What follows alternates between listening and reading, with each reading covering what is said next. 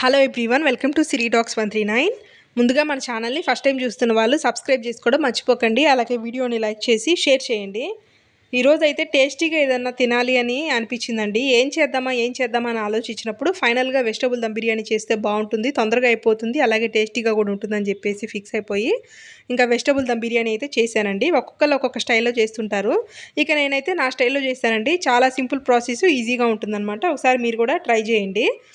నేను ప్రత్యేకించి అన్ని రకాల వెజిటబుల్స్ కూడా ఇందులో వేయలేదండి. జస్ట్ ఇంట్లో అవైలబిలిటీలో ఉన్నటువంటి క్యారెట్, పొటాటో, టమాటో, చిల్లీస్ వీటన్నిటిని తీసుకొని చిన్న చిన్న ముక్కలుగా కట్ చేసి పక్కన పెట్టేసుకున్నాను. ఇక్కడ చిల్లీస్ అయితే 3 తీసుకున్నానండి. అవి కూడా నిలువుగా చీల్చి పక్కన పెట్టేశాను. ఆ తర్వాత స్టవ్ మీద బిర్యానీ పాత్ర పెట్టేసి అందులో ఆయిల్ వేసానండి. ఒక 4 స్పూన్స్, 2 స్పూన్స్ నెయ్యి వేసుకొని అది హీట్ అయిన తర్వాత అందులో ఆనియన్స్ అయితే వేయిస్తున్నాను. ఇక్కడ నేను పెద్ద సైజులో ఉన్నటువంటి ఉల్లిపాయలు 2 తీసుకొని మొత్తాన్ని కూడా చిన్న చిన్న ముక్కలుగా అంటే సన్నగా కట్ చేసుకొని ఆ కట్ చేసుకున్న ఆనియన్స్లో హాఫ్ పార్ట్ వరకే మనము లైట్ గోల్డ్ కలర్లోకి వచ్చేలాగా వేయించుకొని పక్కన పెట్టేశానండి. ఆ తర్వాత ఆ మిగిలిపోయిన నూనెలోనే బిర్యానీ ఆకు, అరటి పువ్వు, దాల్చిన చెక్క ఒకటి చిన్నది, మరాఠీ మొగ్గ, 2 మిరియాలు, 2 లవంగాలు, ఒక పావు స్పూన్ షాజీరా ఇవన్నీ కూడా వేసుకుంటున్నాను బిర్యానీ దినుసులు. ఇవన్నీ వేసేసుకొని అందులో ఇంకా ఇందాక మిగిలిపోయినటువంటి ఆనియన్స్ సన్నగా కట్ చేసి తరిగి పెట్టుకున్నటువంటి పచ్చిమిర్చి, వాటితో పాటు టమాటోలు, పొటాటో, క్యారెట్ ఇవన్నీ కూడా వేసి మగ్గనించుకుంటున్నాను. ఇక్కడ మీ దగ్గర క్యాప్సికము, క్యాలీఫ్లవరు, బీన్స్ ఇలా ఇంకా ఏ వెజిటబుల్స్ ఉన్నా కూడా అన్నీ వేసుకోవచ్చు అనమాట. ప్రజెంట్ అయితే ఇంక ఇంట్లో ఇవే అవైలబిలిటీలో ఉన్నాయి అని చెప్పేసి ఇంక వీటి వరకే నేనైతే యాడ్ చేశాను. ఇలా మొత్తాన్ని కూడా ఒకసారి స్పూన్తో కలిపేసుకొని ఇందులో అల్లం వెల్లుల్లి పేస్ట్ కూడా యాడ్ చేసుకోవాలి. మీరు మసాలా ఎక్కువ తినే పని అయితే కొద్దిగా ఎక్కువ వేసుకోవచ్చండి. ఇక్కడ నేను 2 పర్సన్స్కి సరిపడా మాత్రమే చేస్తున్నాను. పైగా ఈ మధ్య మసాలాలు అయితే చాలా వరకు తగ్గించేసాను. 1.5 స్పూన్ వరకు అల్లం వెల్లుల్లి పేస్ట్ యాడ్ చేసుకొని ఒకసారి కలిపేసుకొని మగ్గనిచ్చుకుంటున్నానండి. ఇక్కడ గుర్తుపెట్టుకోవాల్సిన విషయం ఏంటంటే ఈ గ్రేవీ అంతా కూడా మనకు ఆల్మోస్ట్ 70% అయితే కుక్ అవ్వాలి. ముందైతే ఇది ఉడుకుతూ ఉందండి. ఈలోపు నేను ఒక బౌల్లో 3 స్పూన్స్ వరకు పెరుగు తీసుకొని అందులో ఒక స్పూన్ వరకు సాల్ట్ యాడ్ చేసుకున్నాను. అంటే ఇక్కడ నేను చెప్పే మెజర్మెంట్ చిన్న స్పూన్ అండి, టీ స్పూన్ అంటారు కదా అట్లాంటిది. సాల్ట్ యాడ్ చేసుకొని తర్వాత ఒక చిటికెడు పసుపు, ఒక 1 స్పూన్ వరకు కారము. ఇక్కడ కారం రంగు చూడొచ్చు, రెడ్ కలర్లో ఉంది ఫుల్గా. 1 వీక్ అయిందండి పట్టించి, అందుకే ఆ కలర్లో ఉందన్నమాట గొడ్డుగారం. తర్వాత అందులో బిర్యానీ మసాలా ఒక 1 స్పూను, ధనియా పౌడర్ ఒక 1.5 స్పూన్ వేసేసుకొని ఆ మొత్తాన్ని కూడా ఇందాక మనకి వెజిటబుల్స్ అన్నీ కుక్ అవుతూ ఉన్నాయి కదా అందులో యాడ్ చేసుకోవాలి. ఇలా యాడ్ చేసుకొని ఒకసారి గరిటెతోటి మొత్తాన్ని కూడా కలిపేసుకోవాలండి.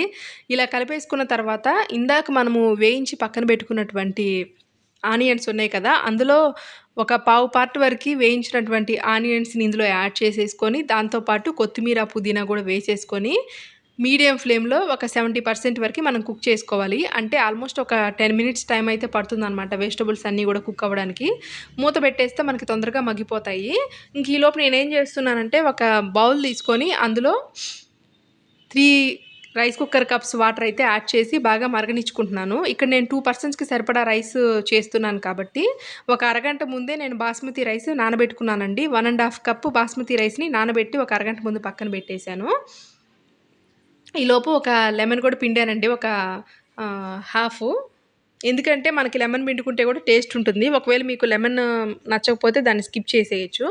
ఆ తర్వాత ఇందాక నేను 3 rice cooker cups water add చేశాను ఒక బౌల్లో అని చెప్పాను కదా అందులో మళ్ళీ మనము సాల్ట్ వచ్చేసి ఒక 1.5 స్పూన్ సాల్ట్ యాడ్ చేసుకొని మళ్ళీ బిర్యానీ దినుసులన్నీ వేసుకోవాలి. అంటే ఒక బిర్యానీ ఆకు, మళ్ళీ షాజీరా, చెక్క, లవంగం, మరాఠీ మొగ్గ, అరటి పువ్వు ఇట్లా అనమాట. అవన్నీ ఆ ఫ్లేవర్ అంతా కూడా మనకి రైస్కి పట్టాలి కాబట్టి అందులో రైస్ అంతా వేసేసి ఆల్మోస్ట్ ఒక 10 మినిట్స్ వరకు మీడియం ఫ్లేమ్లో మగ్గనిచ్చుకుంటే అదంతా కూడా ఆ ఫ్లేవర్ అంతా కూడా రైస్కి పట్టేసి 70% వరకు కుక్ అవుతుంది.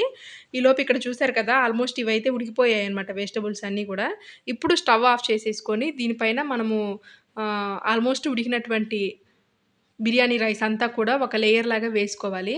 లేయర్ లాగా వేసేసుకొని దీనిపైన పుదీనా, కొత్తిమీర వాటితో పాటు ఇందాక మనం వేయించి పక్కన పెట్టుకున్నటువంటి ఆనియన్స్ గోల్డ్ కలర్లోకి వేయించి పక్కన పెట్టాం కదా అవి కూడా వేసుకోవాలి. దాంతోపాటు ఇందాక నేనైతే ఎగ్స్ని బాయిల్ చేశానండి, ఒక 2 ఎగ్స్. అందులో ఎల్లో అయితే తీసేసాను. మా ఇంట్లో ఎగ్ లోపల ఉండే ఎల్లో అయితే అస్సలు తినము, అందుకని చెప్పేసి ఇంక అది కూడా తీసేసి ఈ విధంగా 4 పీసెస్ లాగా పెట్టేసుకొని అవి కూడా అందులో పెట్టేసి ఆ తర్వాత దీనిపైన మళ్ళీ ఇందాక మిగిలిపోయినటువంటి రైస్ ఒక లేయర్ అయితే వేసాం కదా, సెకండ్ లేయర్ అయితే వేస్తున్నాననమాట పైనంతా కూడా. దానిపైన కూడా మళ్ళీ ఇంకా కొత్తిమీర, పుదీనా కూడా వేసుకోవచ్చు. ఇంక నేనైతే వేయలేదండి. ఆల్రెడీ చాలా వేసాను కాబట్టి. ఇంకా 2 స్పూన్స్ అయితే నెయ్యి వేసాననమాట పైన. ఇప్పుడు స్టవ్ వెలిగిచ్చేసి సిమ్‌లో పెట్టేసుకొని ఆల్మోస్ట్ ఒక 8 మినిట్స్ అయితే పెట్టుకోవాలండి. అలాగే ఆవిరంతా కూడా బయటికి పోకుండా మూత మీద ఏదైనా బరువైన వస్తువు పెట్టాలి. ఇక్కడ నేనైతే రోల్ పెట్టేసాను. ఇంకా 8 మినిట్స్ తర్వాత చాలా టేస్టీగా ఉందండి. మంచి స్మెల్ వస్తుందనమాట. అసలు సేమ్ రెస్టారెంట్‌లో ఎలా అయితే వస్తుందో అలానే వస్తుందనమాట మొత్తము టేస్ట్ గూడా. చూసారు గదా! పొగలు గక్కుతూ ఉంది. ఇంక నాకైతే ఎప్పుడెప్పుడు తిందామా అని జెప్పేసి అనిపిస్తుందండి. అందుకే ఇంక ఆగలేక ఇంకా హాట్ బాక్స్‌లోకైతే దాన్ని షిఫ్ట్ చేసేస్తున్నాను. ఎందుకంటే ఇంక హాట్ బాక్స్‌లో ఉంటే మనకు ఆరిపోదు. వేడిగా ఉంటుంది గాబట్టి. ఇక్కడ చూసారు గదా! మనకి రైస్ గూడా అంతా అసలు చూడడానికి కూడా చాలా యమ్మీ యమ్మీగా ఉంది. ఇంక ఈ వ్లాగ్ అయితే ఇంతటితో ఎండ్ చేస్తున్నానండి. మీరు కూడా డెఫినెట్‌గా ట్రై చేయండి. మరిన్ని వ్లాగ్స్ కోసం మన ఛానెల్‌ని వాచ్ చేయండి. అలాగే సబ్స్క్రైబ్ చేసుకోవడం మర్చిపోకండి. Thanks for watching.